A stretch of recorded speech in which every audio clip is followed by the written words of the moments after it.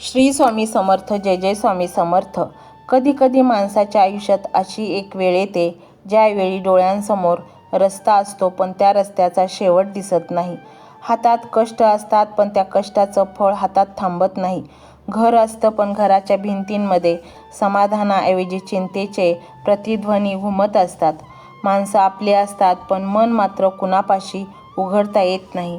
आणि सर्वात मोठं ओझं त्या खांद्यावर नसतं, ते मनावर असतं. कर्जाचं. असं कर्ज ज्याचा आकडा कागदावर असतो पण त्याची सावली माणसाच्या प्रत्येक श्वासावर पडलेली असते. सकाळच्या सूर्यकिरणांपेक्षा आधी चिंता जागी होते. रात्रीच्या शांततेपेक्षा आधी विचार जागे होतात. एखादा फोन वाजला की काळजात धडकी भरते. एखादं दार वाजलं की क्षणभर मन थांबतं आणि एकटं बसलं की डोक्यात एकच वादळ, हे सगळं कधी संपणार? जर आज तुमच्या मनातही हाच प्रश्न आहे तर हा क्षण सोडू नका. काही मागू नका, कुणाला काही सांगू नका. फक्त शांत बसा आणि मनाच्या त्या कोपऱ्यात जा जिथे तुम्ही अनेक दिवसांपासून कुणालाही घेऊन गेलेला नाही. तिथं तुमचं दुःख आहे, तुमची भीती आहे, तुमची अपूर्ण स्वप्न आहेत, तुमच्या कुटुंबासाठी केलेली धडपड आहे आणि त्या सगळ्याच्या पलीकडे एक छोटासा दिवा अजूनही तेवत आहे, श्रद्धेचा. आज त्या दिव्याला विझू देऊ नका. हळूच म्हणा श्री स्वामी समर्थ. पुन्हा म्हणा श्री स्वामी समर्थ. आणि आता कल्पना करा, तुमच्या आयुष्याच्या वाटेवर तुम्ही एकटे चालत नाही. तुमच्या मागे कुणीतरी आहे. तुमच्या प्रत्येक थकलेल्या पावलाकडे पाहणारं, तुमच्या प्रत्येक अश्रूची जाणीव ठेवणारं, तुमच्या ओठांवर न आलेली प्रार्थनाही ऐकणारं. स्वामी. कधी कधी आपण देवाकडे शब्द घेऊन जातो पण काही दुःखांना शब्द नसतात, फक्त डोळे असतात, फक्त हुंदका असतो, फक्त हात जोडलेले असतात आणि मन म्हणतं स्वामी आता तुम्हीच सांभाळा. मंडळी, कदाचित तुमच्या आयुष्यात आज पैसा कमी असेल, कदाचित कर्ज वाढलं असेल, कदाचित अनेक प्रयत्न करूनही परिस्थिती तुमच्या बाजूने फिरत नसेल. पण लक्षात ठेवा, नदीला वळण आलं म्हणून तिचा प्रवास थांबत नाही. तसंच तुमच्या आयुष्याला अडथळा आला म्हणून तुमचा प्रवास संपत नाही. नदी कधी दगड अडवते का? ती दगडाशी भांडत बसत नाही. ती मार्ग बदलते, वळसा घेते, पुन्हा पुढे जाते. तुम्हीही तसेच पुढे जायचं आहे आणि त्या प्रवासात स्वामींचं नाम तुमच्या मनाला दिशा देणारा दीपस्तंभ होऊ दे. श्री स्वामी समर्थ. या 4 शब्दांमध्ये किती मोठं आकाश सामावलं आहे याचा विचार करा. स्वामी म्हणजे आश्रय, स्वामी म्हणजे विश्वास, स्वामी म्हणजे संकटाच्या क्षणी थरथरणाऱ्या मनाला मिळणारा अदृश्य हात. तुम्ही आज ज्या गोष्टीसाठी रडत आहात, कदाचित उद्या त्याच गोष्टीकडे पाहून म्हणाल या संकटाने मला तोडण्याऐवजी मला घडवलं. कारण जीवनात काही वादळं घर उद्ध्वस्त करण्यासाठी येत नाहीत, ती खिडक्या उघडण्यासाठी येतात. ज्या खिडक्या बंद करून आपण वर्षानुवर्ष बसलेलो असतो त्या उघडण्यासाठी. कदाचित या कर्जाच्या काळात तुमच्या आयुष्यातही एखादी नवी दिशा जन्माला येत असेल. आज ती दिसत नसेल पण म्हणून ती अस्तित्वात नाही असं नाही. बीज जमिनीखाली असताना त्यावर झाडाचं नाव लिहिलेलं नसतं. मातीवरून पाहणाऱ्याला काही दिसत नाही पण आत मुळांची हालचाल सुरू असते. तसंच तुमच्या आयुष्यातही काही गोष्टी अदृश्यपणे आकार घेत असतील. म्हणून आज निराशेच्या क्षणी निर्णय घेऊ नका. आजच्या काळोखाला उद्याच्या आकाशाचा रंग समजू नका. तुमचं भविष्य अजून लिहून झालेलं नाही. तुमच्या चरणी बसून एवढंच म्हणा, स्वामी माझ्या नशिबाला दोष देण्यापेक्षा मला माझ्या कर्मांवर विश्वास ठेवण्याची शक्ती द्या. माझ्या हातातील रेषांपेक्षा माझ्या हातातील कष्ट मोठे करा.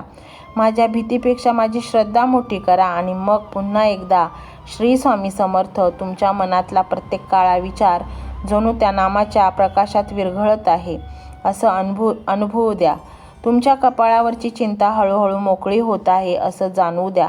तुमच्या छातीत दडलेला भार थोडा हलका होत आहे असं जाणवू द्या. आणि स्वतःला सांगा, मी अजून उभा आहे. हेच तुमचं पहिलं यश आहे. कारण ज्याने इतकं सहन करूनही हार मानलेली नाही त्याच्यात अजूनही एक अदृश्य शक्ती जिवंत आहे. कदाचित ती शक्ती तुमच्या पैशात नाही, कदाचित ती तुमच्या संपत्तीत नाही, ती तुमच्या अंतःकरणात आहे, तुमच्या कष्टात आहे, तुमच्या कुटुंबासाठी झगडण्याच्या वृत्तीत आहे.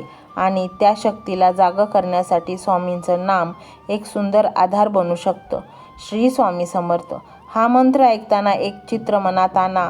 एक लांब रस्ता धुक्यात हरवलेला आहे. दोन्ही बाजूंनी अंधार, तुमच्या हातात काही नाही, पण दूर कुठेतरी एक दिवा दिसतो. तुम्हाला पूर्ण रस्ता दिसत नाही, फक्त पुढची 2 पावलं दिसतात. तुम्ही चालायला सुरुवात करता. 1 पाऊल, दुसरं पाऊल, मग आणि प्रत्येक पावलासोबत तो दिवा जवळ येतो. तो दिवा म्हणजे तुमची आशा, तो प्रकाश म्हणजे तुमचा विश्वास, आणि त्या प्रकाशामागे उभे असलेलं नाव श्री स्वामी समर्थ. कर्ज संपण्याची वाट किती लांब आहे हे आज तुम्हाला माहीत नसेल, पण त्या वाटेवर चालण्याची ताकद आज मिळू शकते. मनात नवा विश्वास आज जन्माला येऊ शकतो. आणि कधी-कधी आयुष्य बदलण्याची सुरुवात पैशाने होत नाही, ती एका विचाराने होते. माझ्यासाठीही चांगले दिवस येऊ शकतात, हा विचार मनात जिवंत ठेवा. तुमच्या घरात पुन्हा आनंदाची चाहूल लागेल, ही आशा जपा. तुमच्या मुलांच्या चेहऱ्यावर चिंता नव्हे तर स्वप्न फुलतील ही प्रार्थना करा. तुमच्या हाताला योग्य काम मिळेल, तुमच्या प्रयत्नांना योग्य दिशा मिळेल, तुमच्या आयुष्यात मदतीचे दरवाजे उघडतील ही श्रद्धा मनात ठेवा. पण त्या श्रद्धेसोबत एक गोष्ट नक्की ठेवा, प्रयत्न. कारण स्वामींचं नाम मनाला उभं करतं आणि उभा राहिलेला माणूसच पुढची पायरी चढतो. आज तुम्ही कर्जाने दबलेले असाल, उद्या कदाचित तुम्ही त्याच कर्जातून बाहेर पडण्याचा मार्ग शोधत असाल. आज तुम्हाला एखादं दार बंद दिसत असेल, उद्या दुसरं दार उघडू शकतं. आज तुमच्या डोळ्यात अश्रू असतील, उद्या याच डोळ्यात समाधानाचं पाणी येऊ शकतं.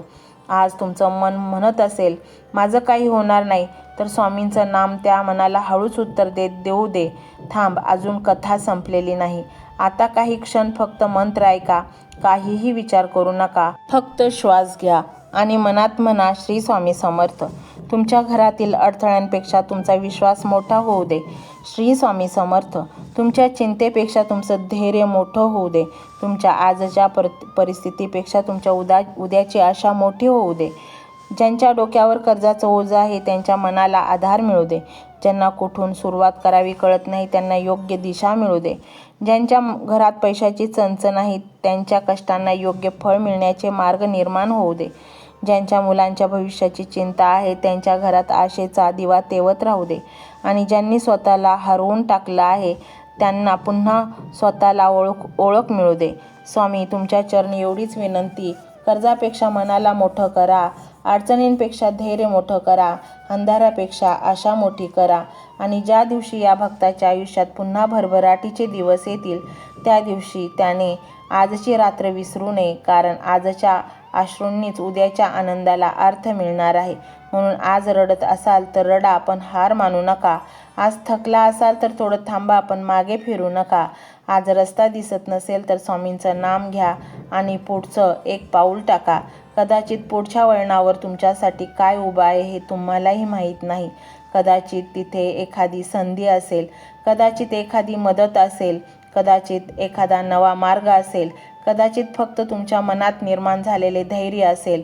कारण ज्याच्या मनात आशा जिवंत आहे त्याच्यासाठी उद्याचे दरवाजे अजून बंद झालेले नसतात. म्हणून शेवटचा मंत्र मनापासून म्हणा, श्री स्वामी समर्थ. स्वामींचे नाम तुमच्या ओठावर राहू द्या, विश्वास तुमच्या हृदयात राहू द्या, प्रयत्न तुमच्या हातात राहू द्या आणि आशेच्या प्रकाशाचा तुमच्या वाटेवर प्रकाश राहू द्या. मंत्र मोबाईलवर लावायचा आहे. डोळे घट्ट मिटून घ्यायचे आहेत. डोळ्यांसमोर स्वामींची मूर्ती आणायची आहे आणि स्वामींना प्रार्थना करायची आहे. हे स्वामी महाराजा, माझे हे संकट दूर कर, माझी ही इच्छा पूर्ण कर, माझे कुटुंब सुखासमाधानाने राहू देत. मंडळी, स्वामी हे भक्तवत्सल आहेत. ते भक्तांवर खूप प्रेम करतात. त्यांनी आपल्या भक्तांना बाळ मानलेले आहे आणि आई बाळाची इच्छा तर पूर्ण करणारच. त्यामुळे स्वामी तुम्हाला नक्कीच मदत करतील. मंडळी, एवढं सगळं करायला अर्धा मिनिट खूप झाला आणि एवढा वेळ तर तुमच्याकडे असेलच. बाकीचा सर्व व्हिडिओ तुम्ही मोबाईलवर सोडून द्या. तो त्याची पॉझिटिव्हिटी पसरवत राहील. तुम्ही दैनंदिनी कामं करता करता त्या मंत्राचे श्रवण करा आणि मनातल्या मनात जप देखील करा. फायदा नक्कीच होईल. ही डिजिटल सेवा आहे. आज या व्हिडिओच्या माध्यमातून स्वामींचे विचार तुमच्यापर्यंत पोहोचले आहेत. जर तुम्हाला मनापासून वाटत असेल की या विचारांनी तुमच्या मनाला उभारी दिली आहे, तुम्हाला जगण्याचे बळ दिले आहे, तर तुम्ही सुद्धा या ज्ञान यज्ञात आपली समिधा अर्पण करू शकता. पूर्वी लोक मंदिरात जाऊन दानपेटीमध्ये गुप्तदान करत असत, कारण गुप्तदानाचे फळ अनंत असते. आजच्या युगात व्हिडिओच्या खाली जे सुपर थँक्सचे बटन आहे ते एका डिजिटल दानपेटी सारखेच आहे.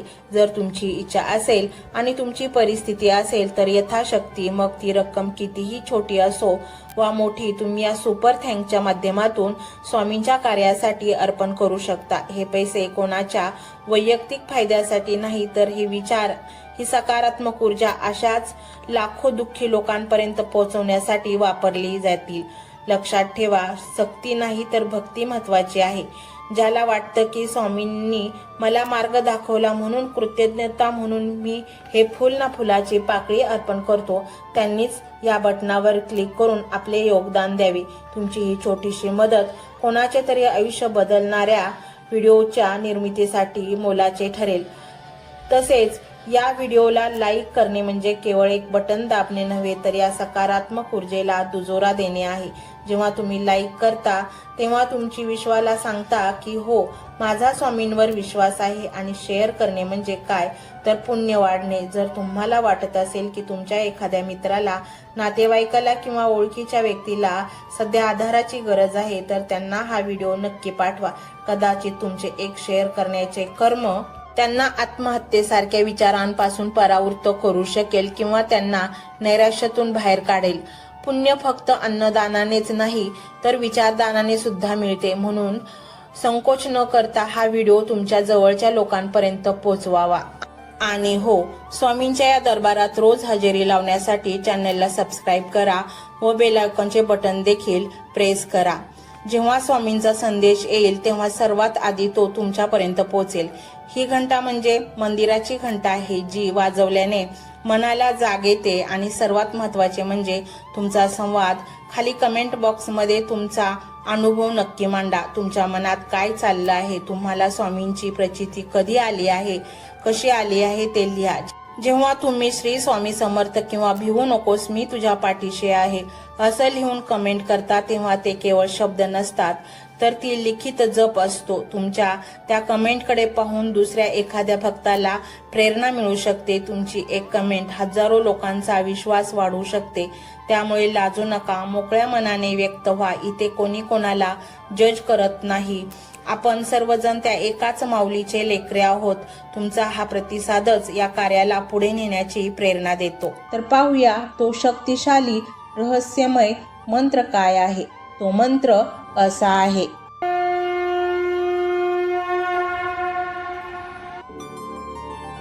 ओम धन्वंतरी देवाय आरोग्यप्रदाय नमो नमः. ओम धन्वंतरी देवाय आरोग्यप्रदाय नमो नमः. ओम धन्वंतरी देवाय आरोग्यप्रदाय नमो नमः. ओम धन्वंतरी देवाय आरोग्यप्रदाय नमो नमः.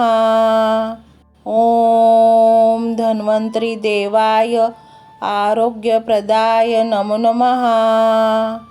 ओम धन्वंतरी देवाय आरोग्यप्रदाय नमो नमः. ओम धन्वंतरी देवाय आरोग्यप्रदाय नमो नमः. ओम धन्वंतरी देवाय आरोग्यप्रदाय नमो नमः. ओम धन्वंतरी देवाय आरोग्यप्रदाय नमो नमः. ओम धन्वंतरी देवाय आरोग्यप्रदाय नमो नमः. ओम धन्वंतरी देवाय आरोग्यप्रदाय नमो नमः. ओम धन्वंतरी देवाय आरोग्यप्रदाय नमो नमः. ओम धन्वंतरी देवाय आरोग्यप्रदाय नमो नमः. ओम धन्वंतरी देवाय आरोग्यप्रदाय नमो नमः. ओम धन्वंतरी देवाय आरोग्यप्रदाय नमो नमः. ओम धन्वंतरी देवाय